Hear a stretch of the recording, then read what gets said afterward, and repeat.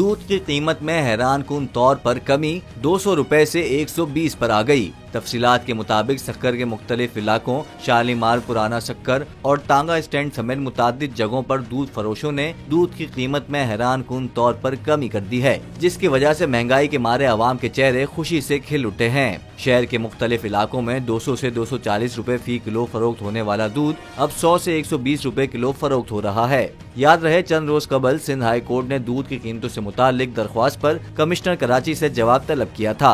दरख्वास्त गुजार के वकील ने मौक़िफ़ दिया था कि बगैर स्टेक होल्डर्स को सुनकर कमिश्नर के पास कोई इख्तियार नहीं है कि कीमतें ना बढ़ाए। 20 रुपए बढ़ाकर 220 रुपए किलो कर दिया गया है। इससे कबल शहर कायद में डेयरी फार्म्स एसोसिएशन से मुतालिक इंकशाफ हुआ था कि वो मिली भगत से दूध की कीमतों में इजाफा कर रही हैं, जिसके बाद CCP ने जुर्म साबित होने पर इन पर सजा के तौर पर जुर्माना आयद किया था।